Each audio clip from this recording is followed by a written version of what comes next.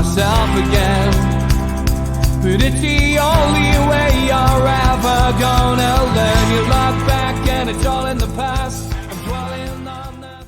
Good evening, welcome to NUFC Matters. It is the Three Amigos. It's a pre-recorded version, no live shows this week, and this is a shortened version of the Amigos as well, but still gives you an hour's fix of me, Steve Hasty, and Mitch. So good evening, chaps, in a slightly different format tonight, but we've still got all the usual classics in there, tweet of the week, etc. Even got a bit of Andre looking ahead to the Spurs game. But what I wanted to do was, we've done a podcast for this week with Ben Jacobs, and I'm going to ask you the same questions he asked Ben. And first and foremost, Steve, it is almost 6 months since the owners took over Newcastle United, PIF, Amanda Mirdad and Jamie Rubin.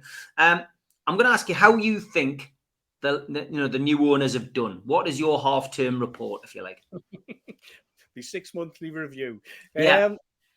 Well, let's face it. It's been a breath of fresh air, hasn't it? This 6 months compared to what we've had in the previous 14 years. An absolute breath of fresh air. It's chalk and cheese, and it's kind of what we expected. I think, in all of the conversations that we'd had in the intervening 2 or 3 years, knowing the type of personalities, the type of people. The way that they've handled themselves with dignity throughout the whole of the process of the takeover, I think it's just been a continuation this last 6 months. I think from a purely fan perspective, as I say, a breath of fresh air. The fact that we've got some great dialogue going on with the owners, they seem very, very much bought into the whole of what Newcastle United is really about, what the fans are really about. They've kept themselves to themselves in some respects. There hasn't been sort of, all over the media in terms of, match of the day or appearing on Football Focus or anything of that nature. It's been very much the way that doing what they want, talking at the time that they want to, but 99% of it has been interacting with the fans. And for me, that is the absolute perfect recipe when it comes to Newcastle United, bringing everybody on board. The whole ethos of the club was a mess, and it needed changing. And I think it's at that point where we've gone from phase one into the next phase. The business side of the company will change when we get a chief executive in and a director of football. But from where we are from last October to now, it's just absolutely, a rock solid, 100% everybody behind what's happening on the football pitch, the club, the feeling around the city, everything. And it's because of the personalities involved. And I think their personality is rubbing off on everybody else. The friendly, the smiles.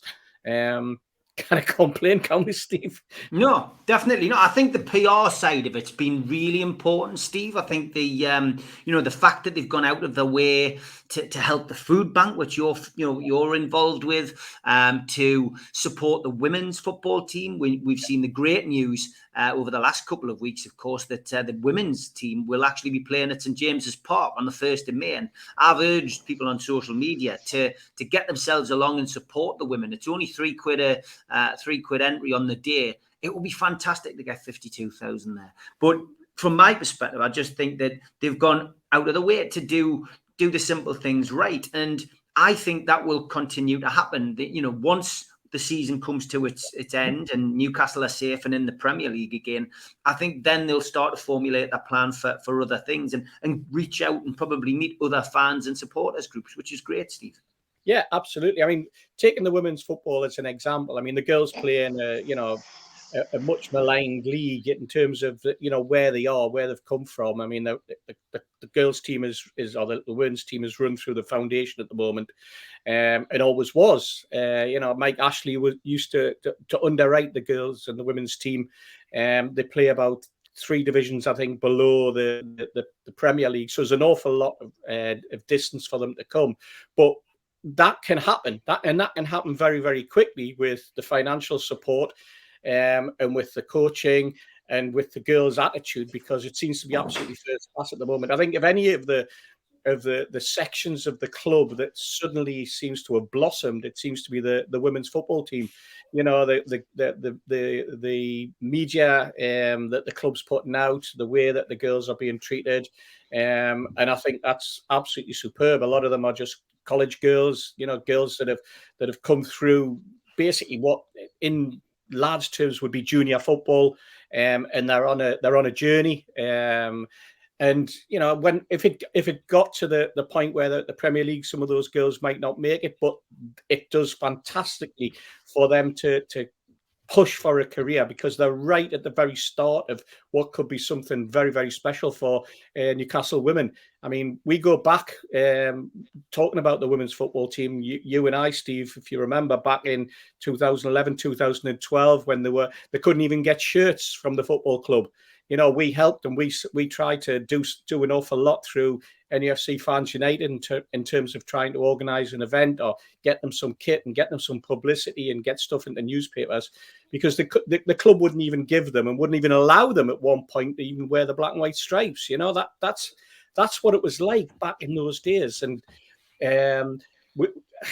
now you see that the complete sea change. I mean, it's only a few years ago that they started to wear the advertising. So that was the sort of the club embracing them, as I say. And that's when Mike Ashley realised that he had to underwrite the women's football team, and they were running. They still operate through Newcastle United Foundation. But it's now, I think as they mature, as their game gets better, as women's football's profile gets raised in the area, because Newcastle United have been behind Gates, been behind Durham, and they've been behind Sunderland for many years in the women's game. This is an opportunity for the women's game on Tyneside to actually absolutely explode and blossom, as I say. So that in itself is a great move by the club, and I wish the girls all the best, and I do hope that they do get a good attendance. And you never know, we might have a food back collection point at the match day if we know we're going to get 52,000 and everybody can support the community, because the girls, you know, the girls team, especially the foundation themselves, have been very, very supportive of the work that we've done on the match day with the collections, etc. You know, with volunteers and that type of thing. So it's all looking really, really good on that side, Steve. Yeah, and as for the PR, yeah, I mean, PR is the big thing, isn't it? It was always going to be the starting point for whatever Newcastle United were going to move to. That we knew there was going to be the difficulty with the links with Saudi. We knew there was going to be difficulties with the move from sort of the Mike Ashley era into now. I mean, the takeover, the stick that was always going to come our way as a football club, the sudden spotlight on the fans as well as the city, in terms of being linked with the Saudi state and the break between the Saudi state and PIF. All of that was a spotlight that was going to be on the region, and I think the club have handled it really, really well. And I think we'll probably cover a little bit more about that when we talk about how Eddie Howe has done, because again, that's another feature of the PR exercise, or the PR and the importance of good PR and the importance of well briefed members of the football club and their officers and the playing staff. Yeah. Mitch, it's been. He's gone. Where is he? Mitch. Yeah. He's gone, but he's back. Your take on the owners, then, mate. It's difficult to say anything other than what Steve said, but I'm going to be devil's advocate, because we can't say it's entirely been sweetness and light, and so let's look at what I think could have been done differently.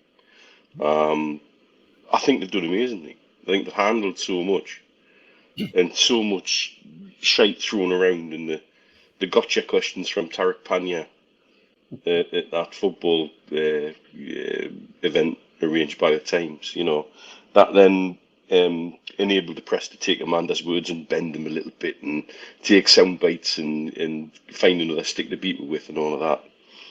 I think the way the takeover went through, I think there was a week, 10 days of almost like a dad's army don't panic situation.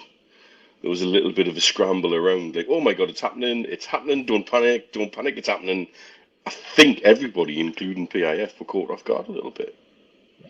And I think that created little opportunities for, again, certain people with agenda to have a go, and that weren't always well deflected initially.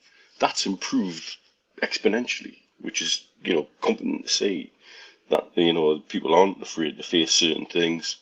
There are no questions that they'll just blank. And so going forward, that bodes well. I do also think in the first couple of weeks they wanted to be all things to all people, and that's never a good stance to take, in my opinion. If you're in charge of that tiller, you steer the ship where you're going, because at the end of the day, you're the guys that have fronted up the cash and it's your ship to sail. I think that they are sometimes prone to listen to too many people at too much of a time, and then you almost get a committee type decision, and committee decisions are never bloody good ones, to be fair. But again, a lot of that seems to have stopped and slowed down a little. Yeah. Do you think, Mitch, that in the early days they perhaps weren't aware of some of the bear traps that were being laid for them? Yes. I think they certainly now know not just the bear traps. Absolutely.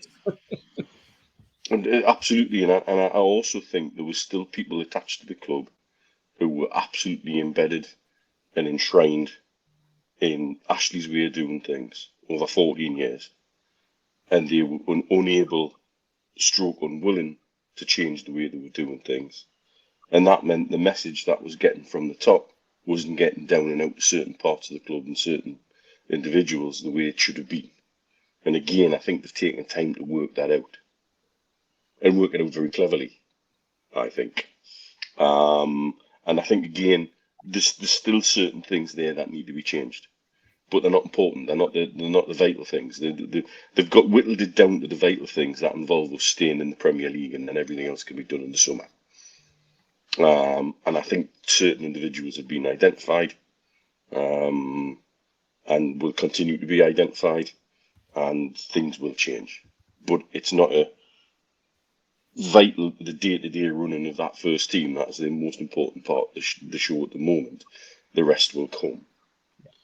And I think also there seemed to be a little bit of just too much of a delay in getting Bruce out for me. I think they were too nice.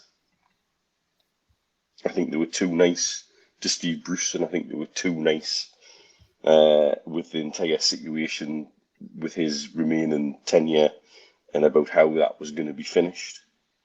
And there was a little bit of it's almost like when Shepherd come out and said he didn't want to shoot Bambi. And so what they did instead, what Shepherd did instead, was cut his jugular vein and watch him bleed out. And there was a little bit of that with Bruce, I think. And I think that created a little bit of unnecessary uncertainty within the fan base. And possibly, see, the thing is, there's certain things we don't know and we can't know about why things were done in a timeline that they were. There may have been actually quite a logistical or a logical reason why he had to stay to a certain point. So there's things in there I'd be genuinely guessing as to why. An idea, but I'd be guessing.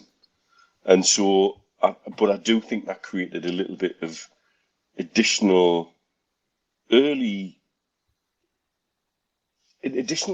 early on where people would have a dig, which they just didn't need. Why we're not getting football people in? Why don't we have a director of football? Why don't we have this? Well, I think what they've done is they've seen that presentation that Eddie Howe gave and looked at that and thought, bloody hell, this is fantastic. And we don't need X and we don't need Y straight away. We've got the blueprint here that will hopefully keep us in the Premier League, and then we can worry about and take our time and make the right appointments. I think by doing it that way, it opened up things like the appointment of Ashworth in a calm and considered and a long-term game, rather than a quick, who's what person in football that we need to fix this. And I think that's created very different dynamic, I think, which I think they have to be applauded for. But equally at the same time, it did leave a little 10-day, 2-week window where there was a lot of squeaky bums on Tyneside about what we're doing. And so, you know what it is? I can't say anything other really than what you said, Steve, about it all. The positivity, the interaction with fans. You know, we're pre-recording this when everybody's still over in Dubai. I shared something with you that I was sent through the week. There's no need for somebody to do that. No need to be reached out to in that kind of way. Amazing. Yeah. Black is to white with Ashley's time at the club, and long may it continue. I think they've done very, very well, but I think they've had a learning curve that's been a lot steeper than I think they thought it was going to be.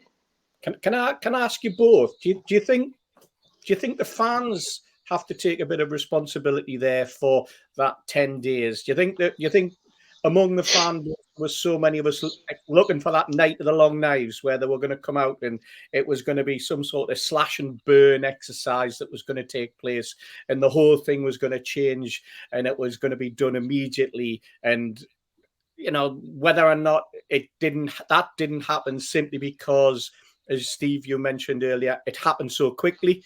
It came about at a point when, you know, it took everybody by surprise because, you know, that weekend we suddenly heard this could be on. I mean, we did whispers for a couple of weeks and, you know, things were dropping off and all the stuff that was going on. But we'd heard that sort of tiny whisper that weekend and didn't know whether there was any truth in it. But I think that was possibly, and I'm wondering whether you agree that was the same within the club, that, you know, within the buy-in side, it suddenly, the whole thing toppled on them and it was like, God, what do we do now? You know? Yeah, I think it was definitely a case of that. I mean, I went to see my dad the following day, you know, after the takeover, and it was very much, you know, wow, you know, this is just incredible. We can't believe it. But yeah, I mean, there was, you know, had it been in the summer, when they were looking to get the club, I think it would have been a lot different. But yeah, I think give or take the fact that that's happened and the way it's happened, I think they dusted themselves off. I think they regained their composure. I agree with Mitch with a lot of the things he says, but I think it was only to be expected that some of those things would have happened with this complete, like, you know, explosion of suddenly the club's yours.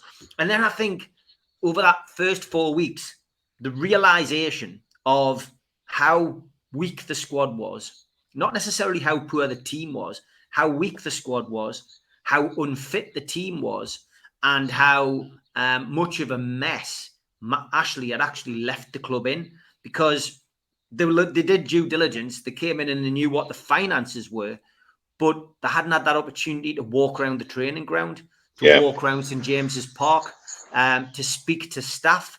And that kind of thing only really comes when you've got the keys to the door. And I genuinely think that once they got in, they realised, wow, we've got a big job here. And the blessing was that the staff that he managed to retain are good staff. Do you know what I mean? He was on a skeleton staff. The people Mike Ashley kept were actually good staff. And it's the one thing I've heard from my dad since he took over was that, you know, we've got some great people here. And we just need to give them some help, is what he said. We're seeing something very similar with Chelsea and the government at the minute. The government have rocked up and said, right, we're gonna have this football club and we're gonna sell it.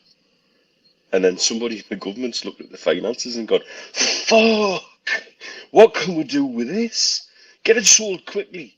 And now all of a sudden, you know, as of yesterday, as we're recording, Abramovich can suddenly now put 30 million a month in. Oh, does that just cover the wages? I'm sure it does. Yeah. You know, they've gone total panic mode.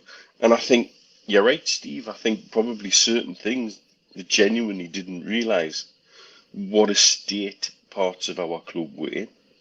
And I know it's something we've been banging on and on and on about for months, stroke years. But that's easy for us. It's our club and we deal with that day in, day out. You know, anybody who's had issues with certain parts of, say, the ticket office or certain parts of, you know, the other sides of the hospitality side of the club, you know, of course we're going to see that in much more candid ways because we're dealing with it day in, day out. And I think you're quite right, Steve. I think that you make a good counterpoint there. You know what? I have visions there. I have visions of you, Steve, chatting to me dad, and me dad doing his old Bobby Robson, a Gary Lineker bit, and he's going, look at the wood on these doors. Look at these doors. Aren't they fantastic? And then half an hour later, the training ground and guns burn them doors. That crap. It's like chalk and cheese. Can you imagine the difference between what he saw at St James's Park and then what he saw when he went down to the training ground? It's just I'm not going to be able to get this out of my head for the next half hour now. It's true, though, isn't it? It's true. Okay, as I say, we're only doing an hour tonight. We've got a lot to cram in, so here's the day I met.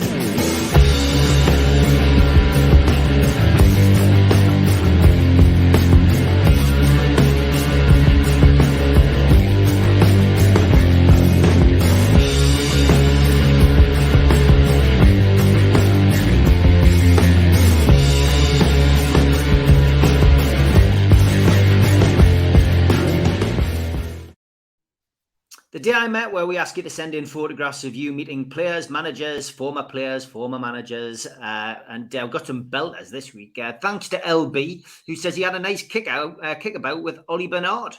Oh, hey.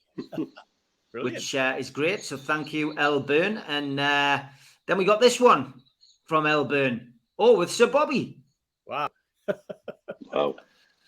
So two absolute belters there. This one was from Nick. He says, a couple of my nephew when he met KK. One is when he was playing head tennis with KK. Joining the Tony Blair there with his with his head tennis. I cut the name off this one, so I'm not sure who this is, but he met Colaccini and a very drunk Jonas. Yeah. which it might be Mark Byers. It might well be Mark Byers, but I did cut the name off. And I love this one. This one was from Declan. He goes, "Here's me grandson doing the Shearer celebration." Fantastic. Brilliant. Fantastic. Get your photographs into us for the day I met, and we will show them every Friday.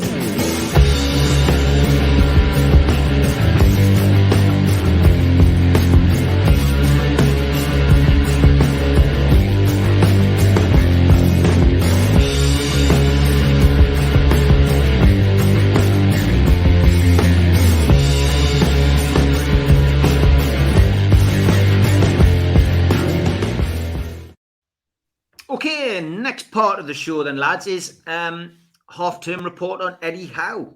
Steve, right? How's he done? Looking back, he's done the last couple of since the turn of the year, he's done absolutely fantastic. I mean, take it back to the very start. I think I was one of the people who, after the first 5 or 6 games, felt, and as Rich reminded everybody on the podcast that you did recently with the lads unloaded. I was one of those who was going, oh, hang on a minute, what's going on here? Because I didn't see the change. I didn't see the change. I was pleased with Eddie Howe got the job, but what I wasn't seeing on the pitch in terms of the performances was anything that seemed different. I think the players were still in the same mindset. I think they were still struggling between identifying how they could play through the transitions from defense to midfield, from midfield to attack. I think we had players that were still playing in those square peg, or they were the square peg still trying to be fitted into those round holes. I think Eddie was finding his feet. The fixtures weren't that good to him, but at the same time, I literally wasn't seeing anything. And when I look back, I remember the quotation or the quote that was given, or that we were given, was that Eddie was going to give them 8 to 10 games, and after 8 to 10 games, some of them might find they're out in their ear, if they don't produce the goods, because that was the sort of, there's loads of money to be spent, the club's rolling cash. This is what's going to happen, because if those players can't book their ideas up, they'll be out. That was it.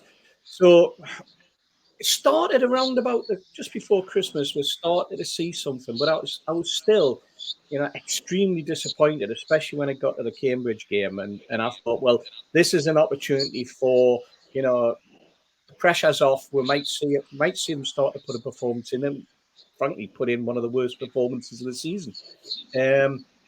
And then all of a sudden it started to tick. Whether it was the work that he was doing on the training pitch, whether it was that combined with the attitude of the players, whether it's purely a coincidence that we'd signed Trippier, who came into the changing room like a breath of fresh air, but also as a model pro, with his whole different mindset, and he shook a few people up. And then people start to think, well, hang on a minute. If this is the caliber of player that I'm going to be playing alongside, I'm going to have to pull my socks up here. And then all of a sudden, it seems to have all fallen into place. And I read somewhere that that's the best run of results that we've had since we're promoted under Rafa. You know, that's the best run that we've had, and that coupled with the fact that we were sitting there absolutely rock bottom, 19th out of 20, and a team that was cast adrift below us, and now to see where we are, it's nothing short of remarkable, and that has to go primarily down to Eddie Howe, his organisational skills, his man management, and the manner in which he's conducted himself. The three key areas for me that have made this run so successful. And even when I look at the two games that we've just lost, both 1-0, both goals right at the very end, lack of concentration, just a slight slip up, and not quite getting the rub of the green. And that tells you that even and you just saw the way that the players reacted. They were really, really annoyed with themselves that they'd let that go, because that's the fighting mentality that they had. So I've got to give them an 8 out of 10 if we're talking about marks. I've gone up from me 7 to an 8 out of 10, Steve. You're getting like that bloke on Strictly. I am. Getting a 10 off Len. Yeah, apparently I'm nearly as old as him, according to some people. So. Mitch, half-term report on Eddie Howe, then, mate. Yeah, I mean, Steve's mentioned the loaded podcast I did, and I did one with Arab News, and I make no apologies for Nick and Ali Khaled's this summation of it all. Who's the sports editor at Arab News? He broke it down really, really well. And he said, look, you've got 3 phases to Eddie Howe's managerial tenure. The first third, where not a lot seemed to be happening. There really wasn't a new manager bounce. We didn't get any reaction like that, which was very unexpected. Everybody expected a new manager bounce, and it just didn't seem to appear. Then the middle third, where he seemed to be getting more organised, and you could see that there was change, but that wasn't necessarily reflected 100% in the results on the pitch.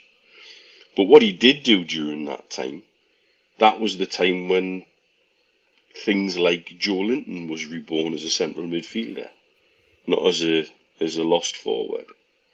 That was the time when suddenly we started to look more organised.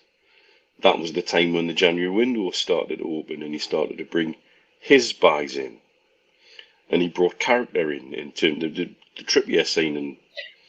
Was huge for the dressing room, massive, big voice in that dressing room. Has added a lot to the squad and the team and the atmosphere. Look at what he's doing there. You know, even on crutches, popping up with the games, wanting to be asking specifically, can I still be involved? I want to be around the guys. It would be easy for him to have said to, everybody, all right, you're going to Dubai that week? All right, well, I'll piss off there a couple of weeks early. I'll be happy, thanks. But no, he didn't. He's been involved. I gather he's also been a very strong voice in having a word or two with a couple of other players in the squad that have needed an arm around them or an ear bashing. I think in signing him and Target, we've signed to probably what I believe is potentially the best fullback pairing in the league, bar none. And people may criticise us for that, but that's genuinely how I feel about the pair of them as they've come in. Dan Burn looks like he should have been in our back four for years. How did that one slip away? But this is he does have all the hallmarks of a late bloomer, and you get them. And thankfully, his journey's brought him home, and he looks like he's been part of the fixtures and fitness for years. And Bruno was introduced in a very sparing way. He had the luxury of not having to throw him in. The form of Shelvey, Willock, and Joe Linton as a trio meant Bruno could be just eased in. And that all then came together with that last third, which culminated in the 2 unlucky losses when basically we were just knackered. I think there's nothing else to that, mate. We were both of those games, late goals. When else have we conceded late goals to lose games in this season? When they weren't fit. In the first half of the season under Bruce, when they weren't fit. Yeah. And they were knackered after we chucked away something like 24 points from winning positions by conceding goals after the 75th minute and on, because they weren't fit. Though both of those games, the lads were knackered. They'd given it all. We had 3 away games in the space of 9 days. Gee, thanks for letting that happen. I know the fixtures have got to be squeezed in somewhere, but there was no quarter given in terms of where the penciled that Everton game. And so, how do you rate Eddie Howe's performance? I think the way, in a space of a few days after getting criticism for being, and I went into this a little bit in depth last night when I was talking to lads from Loaded about, why and what type of questions could and should Eddie Howe be asked. And sadly, because he's that accessible and he's a figurehead at the club, he'll be asked all those questions all day long. And even in a short few day period, his handling of the media suddenly improved tenfold, which shows he's grown and developing as well and is open to being guided by media people who put his arm around him and say, right. Because I still say refusing to engage with certain questions doesn't mean you're ducking or ignoring the issues. You're just not wanting to be got with a custard pie off Tarek Panya. And I shouldn't keep using his name, really, but it usually is him. And so...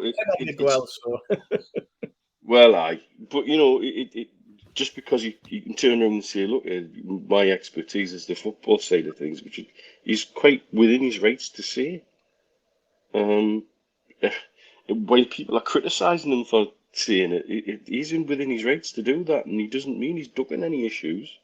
What he just doesn't want to do is give them half a line that they can turn into something dramatic on the back and front pages and come and have a beat of the club again. And the way he changed how he handled it in a very short period of time shows he's still growing and understanding the role and understanding his place in the dynamic of this. And I'm quite sure he sat down with the owners while they've been away and probably formulated a more unified method of dealing with some of this.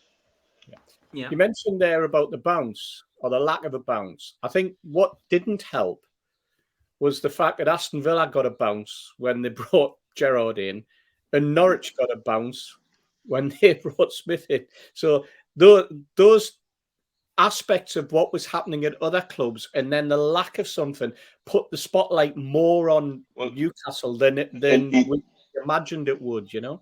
Even from the local press. Yeah. The Macnams got a little bounce after they had sacked their manager as well.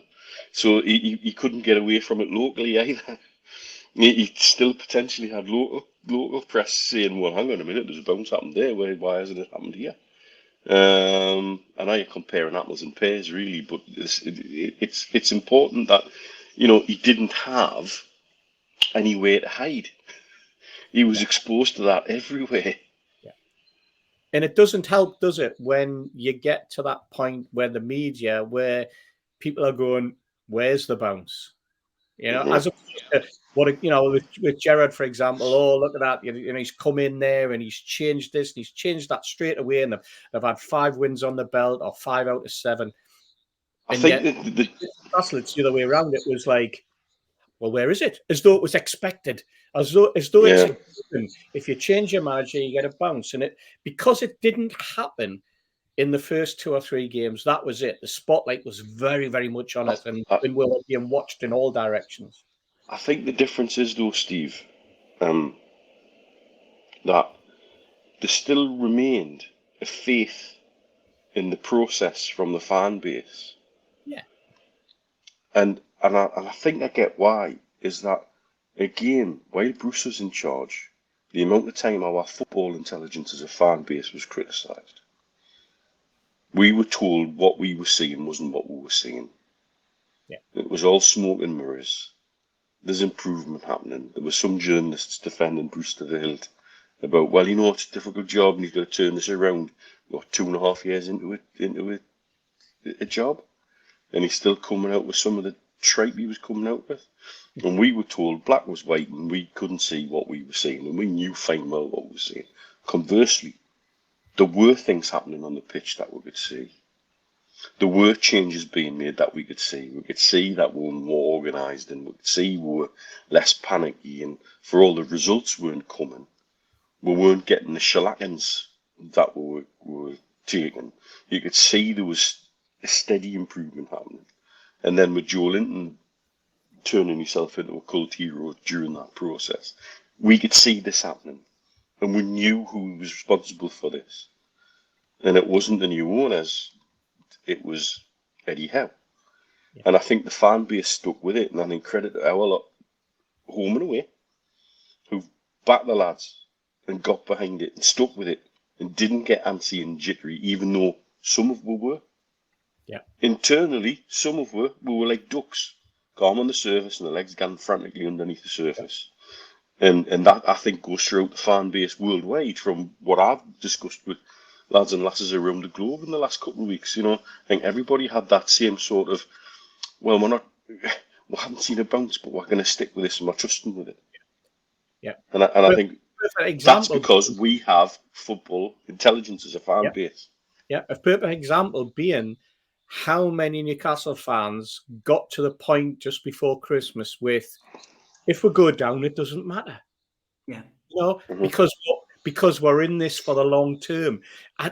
If that under Ashley, there would have been, it was riots on the streets time when you come out with something like that.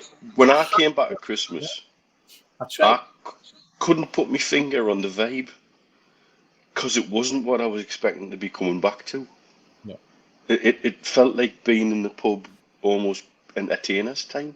Mm-hmm. And I'm thinking, we're sitting second bottom, and we're, you know, if this was a boxing match, the corner would be hovering with a towel in the hand, you know, and yet it wasn't that vibe at all. No, it wasn't. It wasn't. Okay, time for our next segment. It is Tweet of the Week.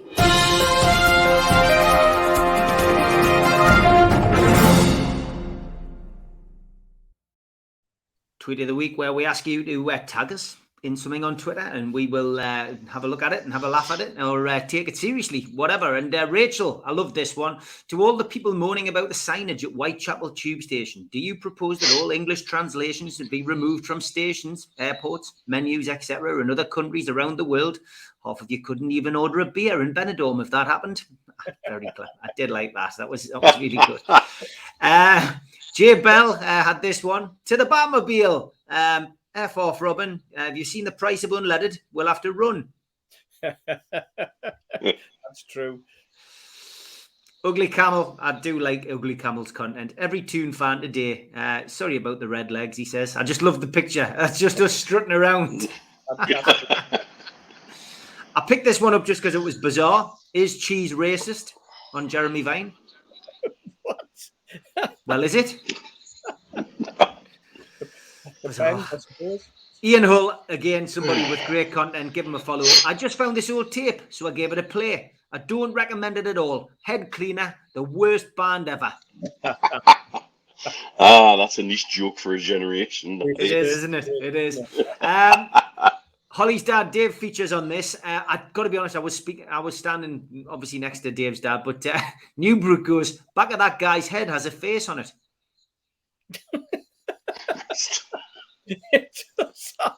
It actually does, doesn't it? It's that is a great spot, by the way. Steve, this was funny as well. This one, I'll let you have that one. Yes, when you realise you aren't the best Bruno in the Premier League anymore.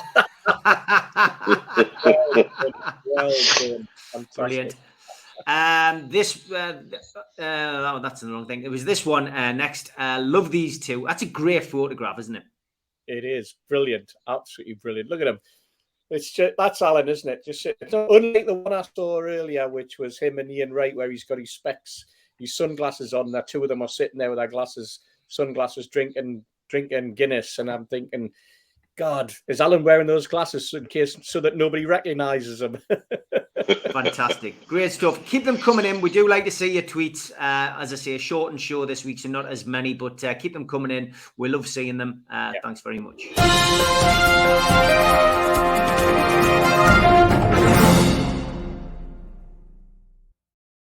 Big shout out to our sponsors, Spider VPN, for all your internet security. Google Spider VPN. They come up at the top of the search list. They are the boys to trust. Thanks to skipsandbins.com. Telephone 0800 25 45 25 3.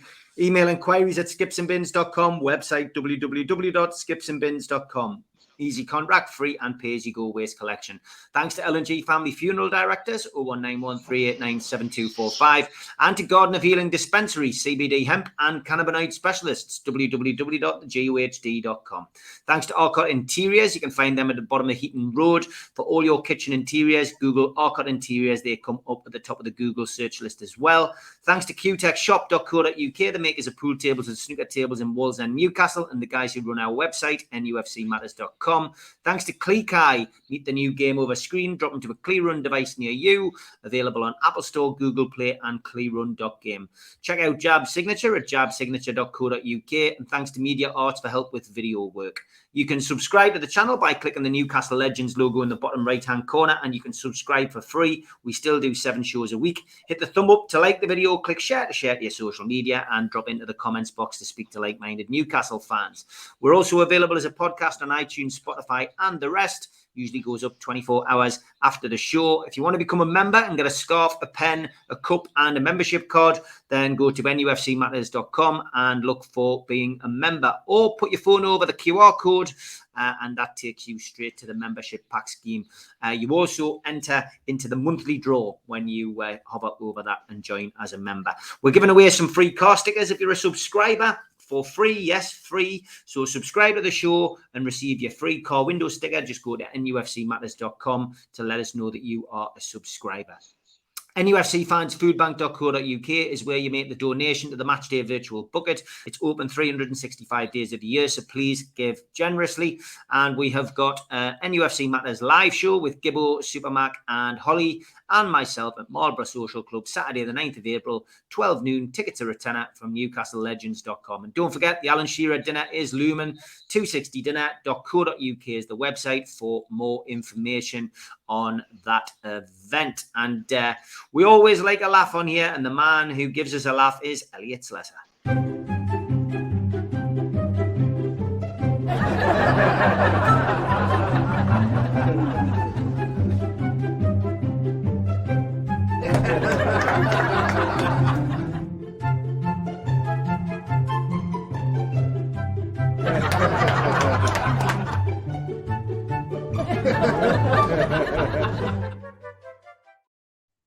It's always good because we use the same jokes on that little intro, and I can always see Steve in the green room laughing away at the same jokes every week. It's like watching a Joe Allen show. Elliot Slesser's joke this week is: just found out one of the most famous names in hairdressing has died. Poor old Vidal. I didn't expect him to go so soon. Oh, Jesus. oh dear me. Absolutely brilliant. Great stuff.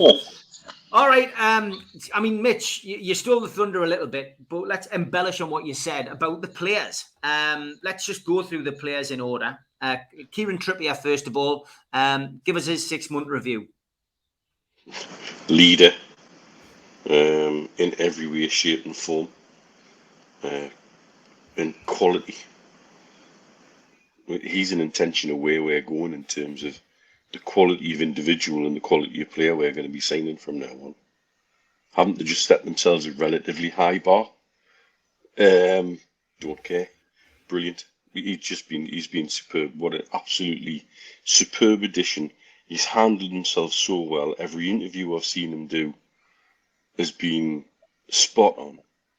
He's obviously gone away to Spain and spent his time with Atletico and absorbed so much, and now seems to have a thirst to give it back every way possible. So fantastic. Okay, Chris Wood. You know what? I wish he could have added another couple of goals to his tenure, so far. But his work rate is unbelievable. He's got a bigger work rate than Adam Pearson. You know, he's work rate unmatched. He's also unmatched, absolutely. I think he's also an absolutely horrible striker at the mark. He clatters into anything and everything. You can see defenders bouncing off him. You can see people coming to him while he's holding the ball up. Some of the little touches he makes and has made for through balls for people have been sublime for a big man.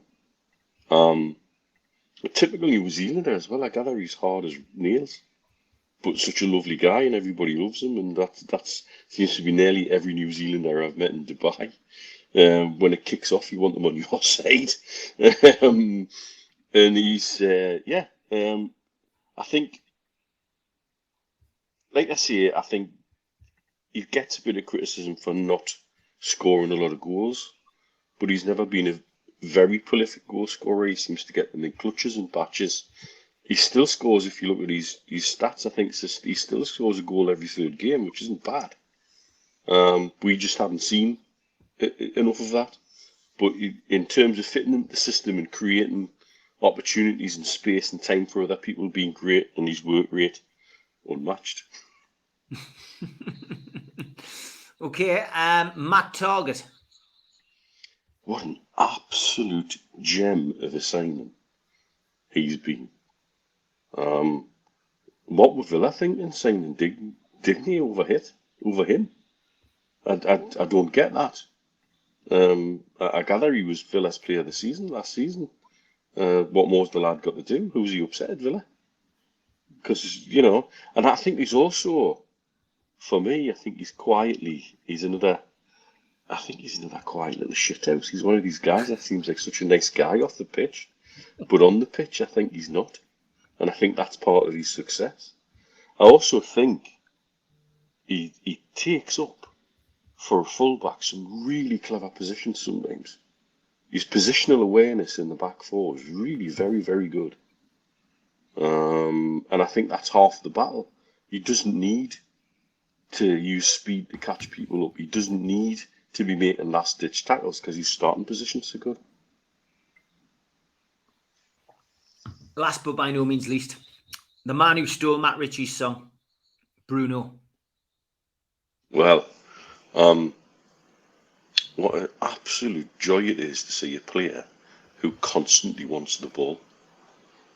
Give it to me, give it to me, give it to me, give it to me. You know, if he's going to get clattered from behind and somebody's going to get sent off at some stage very soon because he wants the ball in every possible situation. He makes some wonderful. He's got that Brazilian mentality of keeping the play moving, keeping the play moving, keeping the play moving. And so some of his work, he looks so busy because he's doing these short 5-6 yard passes, bang, bang, bang, bang, give, go, churn it on. But then some of those little flicks he's made for through balls and the audacity to score that backheel goal. Awareness. That's, I think we've only seen a fraction of what he can do. I think the guy is a special player. I think we're going to see more as he settles into a role, and we'll see how, if we're going to stick with this formation, which is Eddie Howe's favoured three, then he can establish what kind of role he has in that three, and then he'll only get better. I think he's going to terrorise some teams in time once he gets 100% acclimatised. We've had, because praise here to John Joe Shelby, never thought I'd say that, to Willock, to Joe Linton, never thought we said that at one point, and even people like Sean Longstaff, who effectively have made it easy for Eddie Howe to integrate Bruno into that team. He hasn't had to be thrown in. we've had the luxury of easing this, of basically breaking in the engine on my Ferrari. We've not had to hammer it from the day we picked it up from the garage. We've been able to do the first 4,000 kilometres barely getting into sixth gear, just breaking it in like you should. And I tell you, when we return after this international break, that's all damn. I'm sure we're going to put the throttle down fully, and we'll see what Bruno can do. Okay, Steve, same question to you, same order. Trippier first. The Trippier signing, if it's taught me anything, it's to not criticise selections for England simply because they play for other clubs. Because I think what one of the things I've always been guilty of is being criticising players that Southgate selected who went, oh, he's only picked him because he played for Tottenham, he's only picked him because he played for Arsenal, etc. I think what we've got with Trippier is we've signed a player that I can now see what the likes of Gareth Southgate can see in terms of quality, in terms of, you know, because my sort of blinkered Newcastle sort of view of England and the fact that nobody ever gets selected if you're playing for Newcastle. So for that reason, I criticise everybody who gets selected for England at times. I think what it's done is it's opened up a new little world for me, because I'm actually seeing a really, really quality footballer. I'm seeing somebody who is intelligent. I'm seeing someone who can play. I'm seeing someone that other players can learn from immediately. A player who can come into a team and can make such a sea change in terms of performance, in terms of confidence, and that's what he's brought to us. A gem of a footballer, and it shows that there is quality out there. At England level, there is quality within the England setup. There is quality English footballers out there, British footballers. Sometimes you don't have to go abroad, as there is a sort of mentality out there with some in the media over the last few years that, you've got to buy from Spain, you've got to buy from France, you've got to buy from Germany or whatever. I think that what we're seeing is that we do have good quality footballers, and Trippier for me, his whole mindset and attitude since he's come in has been nothing short of superb. We've all learned from him. We've all bounced by it. We're all encouraged by it, and we've taken to him. And he's only played 4 games, something like that. You know, the injuries come at a really awkward time, but because of what he's brought to the squad, we haven't really missed him, because the other players have immediately latched on, and immediately, likes of Kraft, for example, they've seen that the way he's played and they think, well, I can slot in, I can cover for that, I can do that, I can add the extra 5% that's needed into my game. And that's a combination of Trippier himself and Eddie Howe, and what they're doing on the training pitch. And I'm sure that we all already have seen the influence that he's having off the pitch in terms of just turning up at games, even with a pot on his foot. You know, he's turning up and he's part of it, and he's waving his crutch around there in the photographs after the match, you know, when the whole squad is together, and he's part of that togetherness. So for me, a great signing. Well done to whoever spotted that he was available, and we got him at the snip. Yeah, I forgot to ask Mitch about Dan Burn. We'll come back to him. Matt Targett. Matt Targett, I think he played 37 out of 38 games for Villa. He was the player of the season, or fans' player of the season. And Mitch, you're dead right. What has he done? Who was he upset at Villa? I think what's happened at Villa is it's been a case of there's a player and an agent been shouting their mouth off, saying, we want to get rid of this player. My player wants out of Everton. We all know what was going on at Everton, the fallout. And I think Matt Targett's been the victim of that. I think he's been the scapegoat. Or they've looked at him, and for some reason, Gerrard's wanted to take a punt with Dean, whether they had money to spend. Why do clubs do that? I'm not too sure. In the current financial climate and what's gone on at Everton since, I would hate to make any sort of statement on that. But for me, they've got rid of and to our benefit, they've got rid of a really, really good footballer, a steady 7.5 out of 10 every week. Big, strong, puts a tackle in, always make himself available. I've mentioned it before, where we sit, it's perfectly on level with the way that the defence organises themselves. And you can see that he's part of that organisation. A really, really good signing. Again, absolutely delighted that we've got an option to buy. And I think, again, the price that we're talking about, I think he, as Mitch says, him and Trippier on the other side could form probably the best fullback partnership in the league over the next season or two. I know that there's a fantastic partnership at Liverpool with Trent and with Robertson, but you know what? There's no reason why we can't have similar, different style of play, but excellent fullbacks nonetheless. Yeah, Chris Wood. Chris Wood, Mitch said hard as nails. You know what Chris Wood reminds me of? He reminds me of Kevin Davies that was at Blackburn. He's one of those players that defenders must hate to play against, because he's all elbows, he's all body, he's all shoulder, he's all knocking you about. It's a battle from start to finish. He does an awful lot of work off the ball as well. He hasn't got the goals, and I think people, and especially when you come to Newcastle and you're playing what is basically the number 9 role, he might not have the number 9 on his back, but he's playing the centre forward role. Goals are expected, but what he has done is he's been able to create a focal point for Howe and for the rest of the team to then play off, and I think that's been the benefit that the midfield have had, because he's been able to take a lot of that pressure off when the ball's gone forward, or when we're looking for moves and you're looking to create the gaps that can then be exploited. I think he's been the absolute perfect foil, and I think he came just at the right time. I can't knock his attitude. The only thing I can knock is his lack of goals, but that'll come. And as long as the team's winning, I couldn't care less who's getting the goals, you know. I'm sure that if he was sitting alongside you now, he would be saying completely the opposite, because he'd be desperate to get goals, because that's his job. He's a centre forward. But no, again, I'm pleased that we've got him. Without him, we would have been really struggling.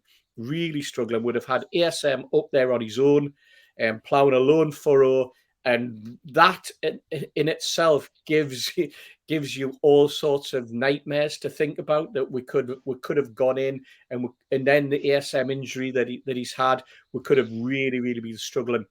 So another positive, another plus for us in terms of the signing coming in. It cost a lot of money, but did he cost a lot of money in the bigger scheme of things? Probably not. 25 million. And I think this time next year we'll be going 25 million. So what? And I'll ask both of you. You first, Steve. Big Dan Burn.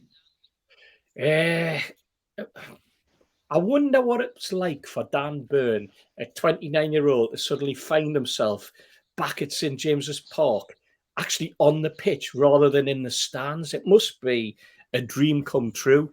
It must be a dream come true for his family. It's a dream come true for him. And I think what he's brought is a solidity and an organisation at the back, and a balance, a left foot. Absolutely, you know, for the way that he's come in, the knocks he's taken, the physicality in his game, and the way that he's probably, is it fair to say, ousted the skipper and building up a partnership with Shaw, with Fabian Shaw. Brilliant, absolutely brilliant. I mean, to coin a phrase that Mitch uses frequently, brick shithouse, isn't he? He's solid. He is big, but he can play football for a big strapping centre half at 6'7". He's quite comfortable with the ball at his feet, as well as the ball in the air. And you've mentioned it a couple of times, Mitch, the way that he can cushion a header, bring the ball down, the way that he again can keep the ball flowing. and can put the last-ditch tackles in. And I'll look back at that tackle that he put in a couple of weeks ago when the lad was flying down the wing and he just took him out. And that, for me, that is what you want to see from the centre half, isn't it?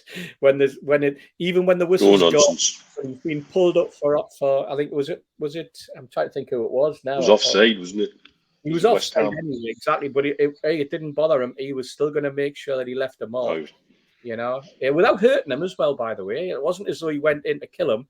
We've seen some tackles recently, and there was one in particular on Saturday that went in by Mings on Saka that was an ankle breaker. It wasn't tackled like that. It was literally, let you know I'm still here. Wham! Last 5 minutes, and I'll take the book and I'll take the pressure off. Because I don't think he heard the whistle, to be perfectly honest. But great to see a local lad come back in. Absolutely brilliant. What about you, Mitch? For me, it's really simple. He looks like he's been part of the fixtures and fittings for the last 5 years. He just looks that comfortable. Yeah. And that's huge praise for a player coming in, and he doesn't look like he's got overawed or starstruck with it either, which he could have been, like Steve says, local lad returning at 29. How must you feel? Well, giddy must be one of the potential ways to feel. He just doesn't look at it all. Looks comfortable as anything. Okay, great stuff. Good to do a half-term review this week, and as I say, a pre-recorded show. We haven't let you down though. Only 1 hour, well, just over an hour, but still got time to fit all your favourite bits in. And as always, we don't let you down with the lookalikes, and you certainly don't let us down. Again, a shortage of these this week, but I'll get through them. I've got to find the music though. Where is it? The music's gone. Don't say I've lost the music for lookalikes. I'm either getting blind or it's being removed. Here it is. I've got it.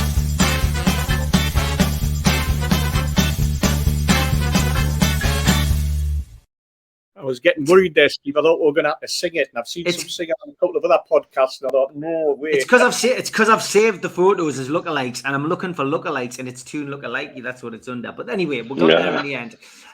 This one was from Harun Gary. He says, it can't be Steve Wraith on the left in yellow. If it is him, he's one sneaky bulger holding his secret of being the assistant manager when we could have done with it at St James's Park. It's a good likeness, that one, mate. This one is from Kevin. He says, there is a professional Call of Duty player who every time I see reminds me of William Kennedy. He's got a bit of a look of him, I suppose. This one cropped up on my social media again. Do you remember this? What's that? From Rebecca Vardy with Mike Ashley, Dennis Wise, Jamie, Rebecca Vardy, and the Shearer lookalike. Aye. When was that? Dear me, I remember the photo. Look at Dennis Wise, dear me. Looks like Shearer though, doesn't it? Great lookalike that. Which I noticed, folks, I didn't award myself the top prize. This one is from Jeff. He says it's Mitch. I'll take it. Like Mitch, after you fell down and after an all-night session, you fell down on your way home. I think perhaps. Is that Andy Serkis? Is it? That's Andy Serkis. Aye. He's the new Alfred, isn't he, in the new Batman film? Yeah, fantastic. It was a decent one. This one was from Declan. I never knew Steve Hasty was Scottish. He's not. He's not. This one from Hayden. Lookalike Rocky and Didier Drogba. Yes. Very good. Very good. Nice. Well spotted. I like that one. This one was Albert Mooney. Top spot in the lookalikes, The Rock and The Rock. Never lets me down, Albert, does he? Even the same name. This one's from Tom Dixon. John Parrott and Dennis Irwin. Yes, that is good. That is really makes me wonder why I've never seen that before. I know, it's funny, and some of them come up. And this is the winner this week from Tom Dixon, Brian Cranston and Jeff Stelling. Wow. Yeah, I can see that as well. Yeah. With a shade of Tom Hanks in there as well. With a shade of Tom Hanks in there as well. Yeah, exactly. So good stuff. Keep them coming in. And next week I'll be a bit quicker with the music.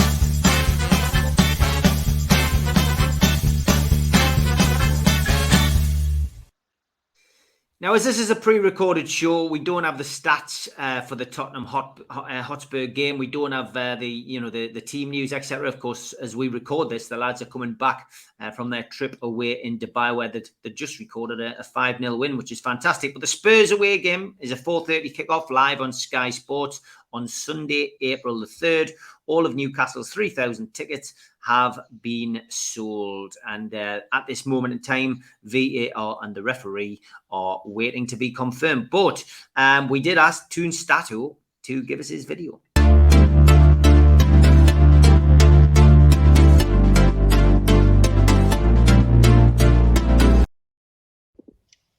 Hello lads, Tottenham away next week. We have 26 games away to Tottenham in the Premier League, and we have won 10, which is the most wins we have against any opposition in the Premier League. Only against West Ham we also have 10 wins away from home. We also have drawn only 2 games, one back in the 95-96 season and one, you remember well, last season. And we have 14 defeats.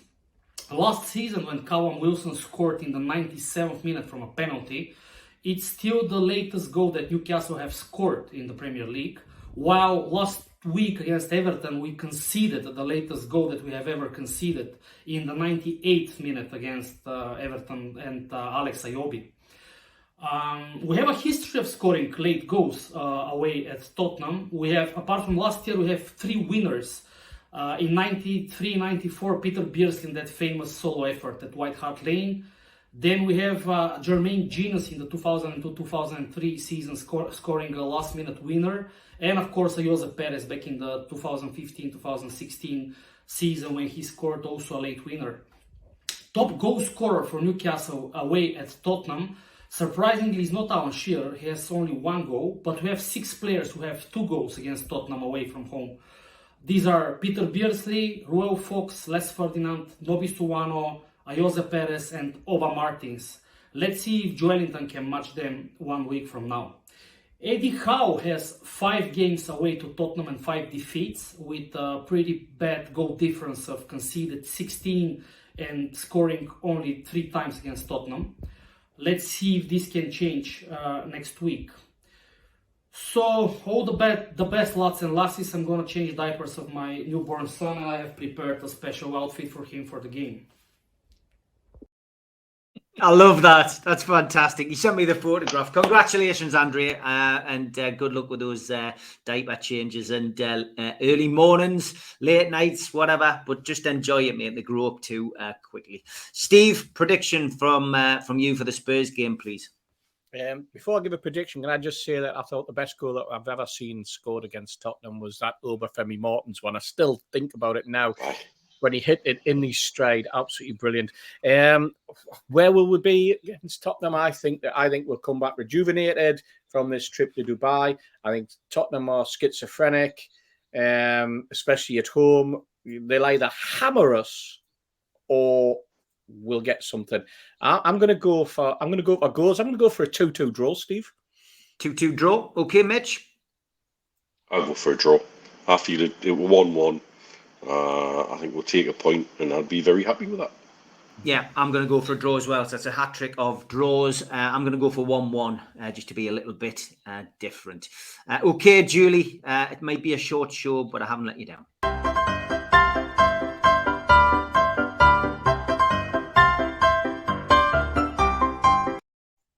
Now, Troll of the Week, often, it's been one of those things. Some people don't like it. People think that we should stop it.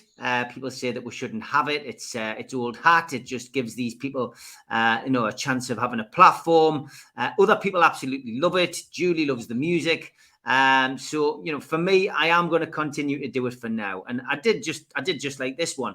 I was promoting NUFC Matters as I do on Twitter. Leon put, "Don't care, Baldy." And Shane put, "Wow, you sure did tell him." Thank you for that, Shane. We do get people who like to stick up for us. So it wasn't as severe as it could have been. It was a little Troll of the Week, but nonetheless, it means that I can play the music twice for Julie.